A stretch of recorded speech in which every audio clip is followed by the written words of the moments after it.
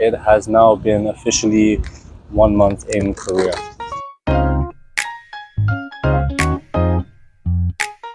Technically, it's been over 1 month. It's been about 6 weeks now, going into the 7th week. I've been putting off making this video because I've been busy and other stuff's been happening. But I think it's now time to let you guys know the ups, the downs, everything in between, the extra stuff on top of the vlogs. Where to start? We'll start with the vibes. The vibes in Korea, that's something that I think they have quite good. No matter whether it's daytime, nighttime, it's the weekday, weekend, there's always something happening, whether that be pop-ups, good food to try, cafes, events happening, all those sorts of things. Maybe it's because it's so novel to me that it feels like the vibes are better. But I do think there's like a lot of options to do. There's a lot of stuff to do out here. Go into like a flower festival, gaming cafes, or it's just random cafes, rain cafe, tropical cafe, this, like the list goes on when it comes to cafes. So that's been pretty cool. Even just walking as well. This is something where I think is slightly biased because when something is novel and new to you, you can just walk and vibe and, you know, just go with the flow. And obviously because it is novel, just like in London, you can walk around in certain places, see certain things. Over here, I can just walk. I'll just go to a new area, start walking and see what I find. And there's certain areas which are really nice, like where I am right now. As you can see, this park behind me, this place just goes straight for ages and it's a vibe. It goes past some cool cafes, some cool stores, some cool shops. And it's a vibe out here, bro. This place, especially this line, I think it's called Gyeonggu line, something like that.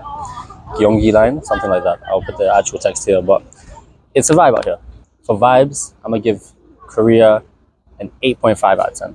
I think the vibes could be a little bit better in some places. There could be maybe some better food. Okay, we're not on food. See, this is where it comes biased. The food is like lingering and it's slightly biased, but okay, we'll give them a 9. 9 on vibes. I feel like I can go out at any time and there'll be something to do, whether that's walking by the Han River or whether that's walking down random streets, different areas, going to different cafes, going to events, festivals, all that sort of thing. Then I'm gonna give it a 9 for that. When it comes to food, food is a big one. Let's do food next. When it comes to food, especially coffee, this place is good. Coffee, is coffee food? For this thing, I'm gonna say coffee is food. So when it comes to coffee and cafe culture, this place is ranking high. There's lots of different cafes. The cakes are cool, the pastries are cool, the drinks are cool. Like this coffee, shout out to Brunish. These guys are good. Not sponsored, guys, not sponsored, but this cafe, yeah, these guys have very good coffee. Food itself, if we're talking about food as in digestible food, things that are gonna fill me up, it's limited. Okay, I love seafood, so that side of things is good. But when it comes to meat, it's tough out here, bro. As a Muslim, it's tough. It's tough to find food to eat. Only certain areas have lots of options. Like Itaewon, for example, is where you'll find most of the halal food, but it's mainly Turkish. A couple other places, one Indian place, a couple Malaysian places, a couple Indonesian places about, 1 or 2 like Jordanian places. It's bearable, it's doable, because at least the butchers is there, and the butchers have good quality meat, so you can cook at home. But in terms of like comparing it to London, where everything is pretty much halal now, or there's halal options everywhere, it's gonna score low. It's gonna score low. If you're not Muslim and you can eat anything, there's options. But even then, the authenticity is lacking. It's very much about aesthetics out here. The food looks aesthetically good, but sometimes it's lacking in flavor. The substance isn't always there. Soups, seafood, I'll give it to them. And for that, they do well. They do well on the seafood and the soups and the stews. They do well out here. The other day I had a stew, like a seafood soup. I'll put up a video here. This was banging. This, they did well. So in terms of a number, this is where it gets hard. Ranking this food in Korea. It's very aesthetically pleasing. They focus on aesthetics rather than substance. Don't have much halal options. However, they do have very good seafood, very good soups, and a lot of sushi, which is kind of with the seafood, and coffee and cafe culture, which does very well. I think 7 is fair. 7 out of 10. It can be higher. If there was more halal options, then we could push it up. But for now, we're gonna give it a solid 7 out of 10 for the food in Korea. Next up, we're gonna talk about the people. Now this I think is actually surprising because I've actually not really had any bad interactions with people out here. Everyone's very friendly. People like to smile, like to talk. Even right now, as I'm talking to you guys, people are looking over, smiling, things like that. So I think out here, the people are very kind, very respectful. For example, if I'm walking on the street and someone's coming towards me, they'll move out the way. They won't just try and like, you know. But then on the same time, there's a few exceptions.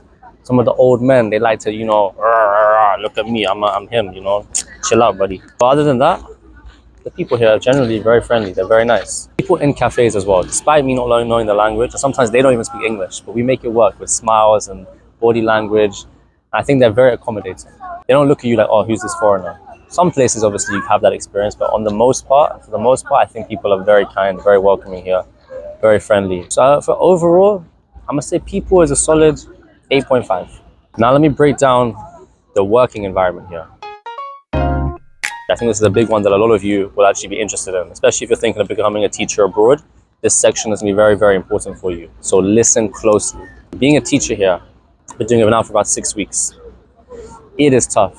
You need to have very strong willpower, very strong organizational skills, and be able to balance the pleasure and the work. Because when you come somewhere new like this, you can very much want to just go out, especially if you're into partying and that sort of thing. It's very easy to end up going out and then you have work the next day and then you're cooked. I've seen it happen. Some of the people here are like that. They go out hard, comes the next day, they're zombies. So you need to be able to balance the work and play. And if you're good at that and you have that self-control, then you should be fine. But still, the working hours are long. For example, where I'm at, I start work at 9 and I don't finish till 7 p.m. on 3 days in the week. And 2 days in the week, I would finish at 6:20. So not even much earlier. But at least where I'm working, I get a couple breaks here and there, some decent breaks. I get a lunch break that's like 40 minutes, and then I get another 45-minute break afterwards, 2 hours later. So the day is broken up well, but every school is going to be different. And I've heard this school is a very good school, and it's an exception to the norm. So be careful, because a lot of schools are going to work you to the bone, and you won't have regular set scheduled lunch times, and you'll end up just having to work like a donkey. So if you're not good at working those long hours, something to think about. The one thing I will say though, obviously, once again, it comes down to novelty, the fresh environment, those sorts of things. You do get a second wind of energy like after work. So sometimes I'll be exhausted in the day. I'll get home, I'm like, oh, it's 8 o'clock. Let me go do something. I'll go to a mall or I'll go out for dinner. And I have the energy to do that because it's exciting, because of the environment I'm in. So it's a tough thing to balance for sure. But I think if you're coming for like 1 year and it's a thing where you want to work and you don't mind the longer hours, because obviously you get free accommodation, and you get a decent salary as well, and the cost of living is pretty low out here. It's a good kind of trade-off and balance, because at least you can go harder on your weekends and then maybe take it a bit more lightly in the week. The working culture here is very crazy. It is intense. So that's my warning to you guys. When it comes to like how I've worked with the school and kind of like the relationship there, I guess, with like my managers and that sort of thing, I think it's pretty good. I don't know if it's because I'm a guy. I've heard some of the female teachers had some like issues where they've kind of been condescending or talked down to you by some of the managers. But me personally, I haven't had any issues. I think when people have an issue or I do something wrong, they just come up to me and say, oh, you meant to do this, so I fix it. And it's pretty chill. For the most part, the relationships in the working environment, they're pretty cool. They're cool as well. And it's nice to be able to work with other foreign teachers as well, because then at least you can build like some connections there at work and have like friends kind of from day one in a way. Actually, before I forget, let's do the rating for working environment. I think it's intense, I'll be real. Like usually you do a 9 to 5. This is a 9 to 7, and overall you're making less money. But because of the cost of living, it balances out. But it is exhausting, especially with children for 10 hours a day technically, not accounting for your breaks. Working environment, I'm gonna give it a 5 out of 10 because it's intense. Like it takes a lot of willpower to be able to get up in the morning and to come in and to constantly smile and have high energy for the children. But it's worth it, I think, when you hear about the cost of living and the trade-offs that I'm about to mention. So now going on to cost of living and the money side of things.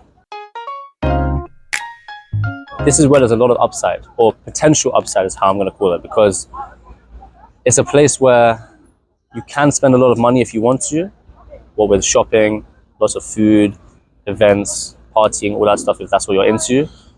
But you can also save a lot if you're about that life as well. Roughly speaking, if we're talking about like the rough salary you're going to get when you come out here, when you're coming out as a first-time teacher with no experience, your salary expectation is probably around 1,300, maybe 1,400 pounds. Put the dollar equivalent here. That's roughly how much you're going to make a month. Now, tax here because you're a foreigner, you pay very little tax. I think it's like 2% or something. When it comes to bills, my bills like last month were like £15, like $20 or something. So they were ridiculously low as well. My accommodation is free. So as you can see, that's where the upside is. That's the potential upside to save a lot of money. Where my money is going at the moment has mainly been on food, because food is a weird one. It's kind of expensive, but it's kind of not. You can find cheap stuff, and if you're going to eat the cheap stuff, it's there. But if you want to go to nicer restaurants or eat out lunch and dinner, it's going to start adding up. But you can do it. You can definitely like manage it, because you're not paying for the accommodation and the rent. It balances out in that way. I feel like in my first month here, I probably spent about £400, maybe £300 on food. That's the groceries and eating out as a mixture. But one thing whilst we're on the point, oh my God, groceries here, if you like to cook like me, you're gonna be kind of sad, because you can't like go and do a big grocery shop and it lasts. Stuff here goes off so quickly, which is a good thing, because it means they're not using crazy amounts of preservatives in their food. But at the same time, it means that you have to go shopping like every 2 days for fresh ingredients. When I buy onions, they spoil in 3 days. It's very annoying. It means either you have to do massive meal preps, or you have to go shopping like every day after work and pick up stuff, which can then be tiring in itself. Yeah, if you like to cook, heed that warning. If you're not about that life really and you're eating out, you can do so affordably. An average meal out here at a restaurant, you pay maybe like £6, I'd say.